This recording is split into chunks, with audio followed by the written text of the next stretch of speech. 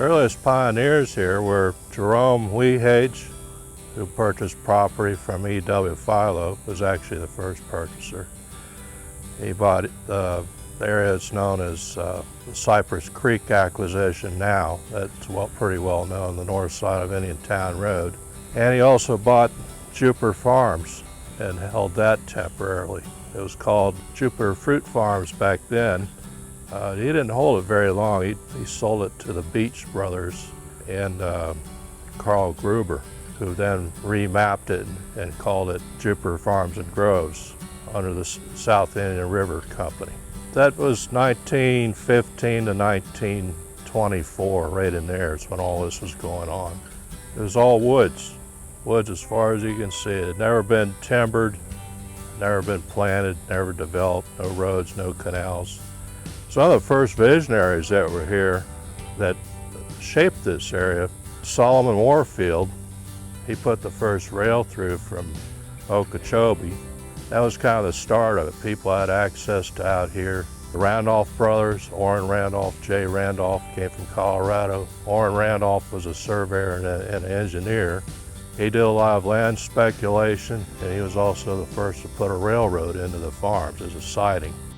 They're all self-sufficient, didn't rely on the town too much. That's the appeal still. It's still very independent. We still have the neighbors that help each other out here. It's a tight-knit community. Jupiter Farms has always been a fairly close community. In the early days, all of the farmers depended on one another. And by the 1950s and 60s, we had the C-18 West leg pull through and Pratt Whitney aircraft move in out west. So by that time, everyone in the farms was either a rancher or a farmer, or worked at Pratt Whitney or one of those related industries, or did a little of both. When we got here, it was unbelievably quiet. It was all shell rock roads. All the bridges were wooden. There was no paved over canals back then. And there's occasional repair. Because of the high water, the bridge would float away. During the 70s is when we had the feed store open up and the country store on Jupiter Farms Road. We had lots of community events, including horse shows and little fairs at the Burt Reynolds Ranch. So the community really formed together with the small population that we had. Burt bought the ranch in 1968. We had moved out here in 1963. Whenever Burt bought the ranch was owned by the Al Capone family. What they were using it for was when they got too hot up in Chicago, you know, the guys that got in trouble, they'd send them down here to the ranch, and they had vegetables. They grew vegetables out here on the ranch, and they used it as a farm and kept them quiet, I guess, till they figured that they could send them back. We had lots of activity. You know, Burt wanted to make sure that he was part of the neighborhood. Neighbors could use the ranch to have meetings. We had a big arena built for the horses, you know, and doing the horse work. He wanted the people to be able to have their horse shows here. And we had music events, and we had auctions, and God, we had Easter egg hunts for the kids. It was continually parties. Something going on. Square dances. You know, it was something going on about every month. You know, I mean, and it was the nucleus of Jupiter Farms. Yes, it was. Well, I started working in the farms in 1974. It's been a long time ago.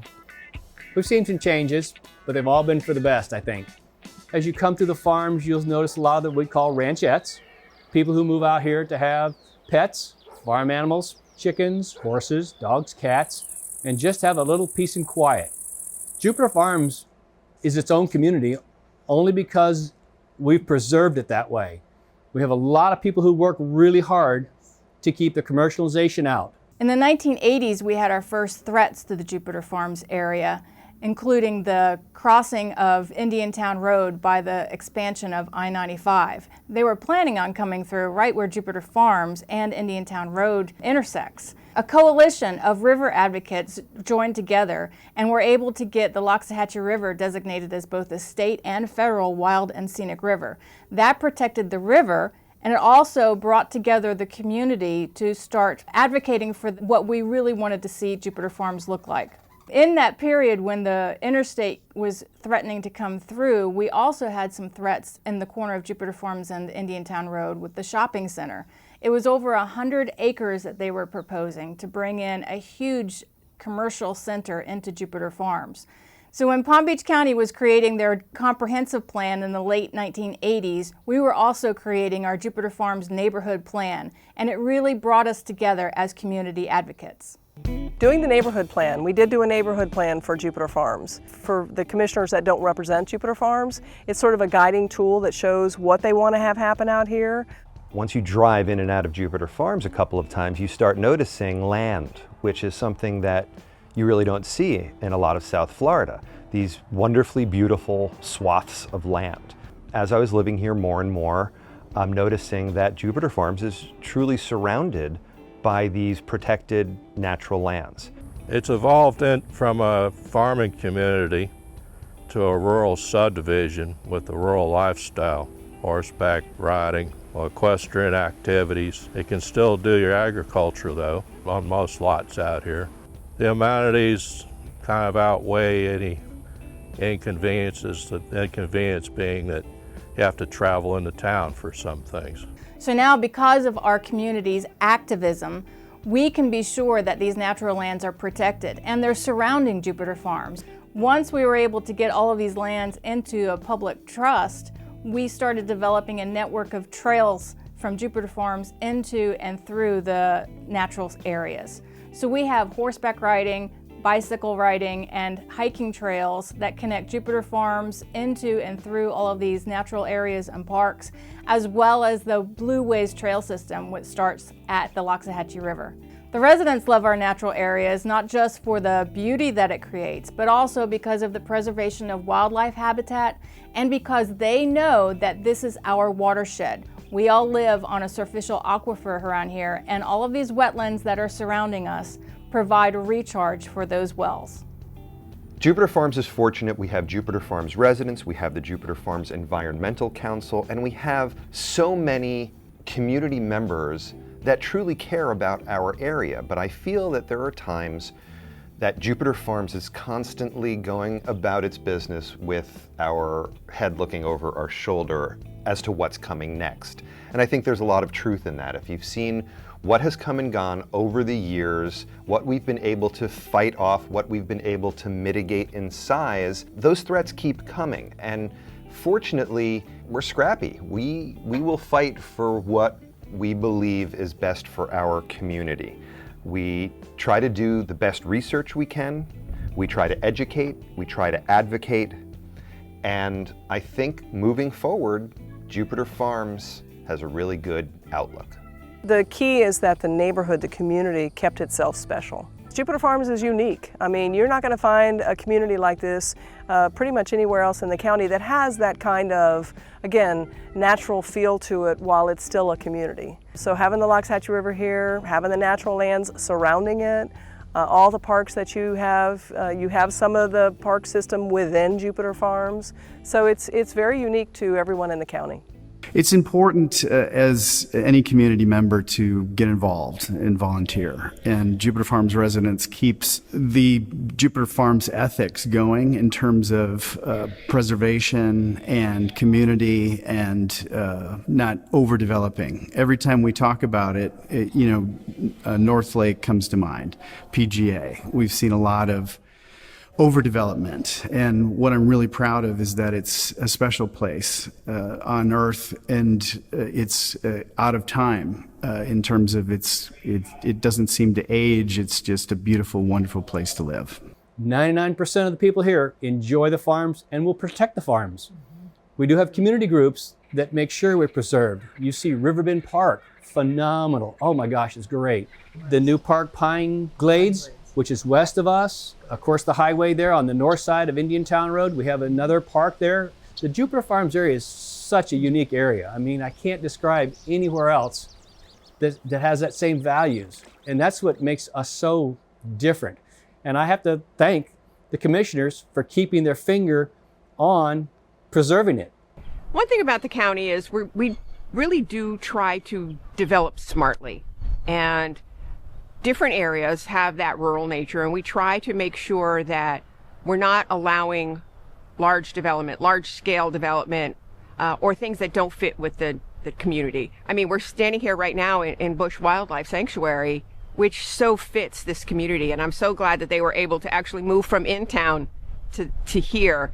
I completely think that Jupiter Farms and Bush Wildlife go hand in hand in their mission. I mean, our goal is really to preserve our ecosystems, our natural habitats, and the animals that we share our world with. And Jupiter Farms is one of the last places in Palm Beach County where you see those same values being held very strong. You can have your horse out here. You can have your donkeys out here. You can have your chickens out here. You can still live on a dirt road. And that's something I grew up on further south in Palm Beach County that no longer exists. So it's really important to me that we're welcomed here and that we all band together to continue this. We are in the hub of perfect.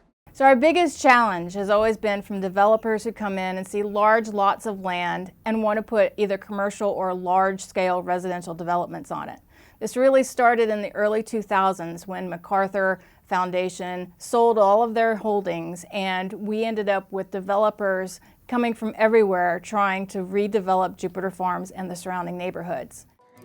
We were really fortunate at that time because Palm Beach County had passed their conservation bond program, so the county had some money to buy lands to preserve.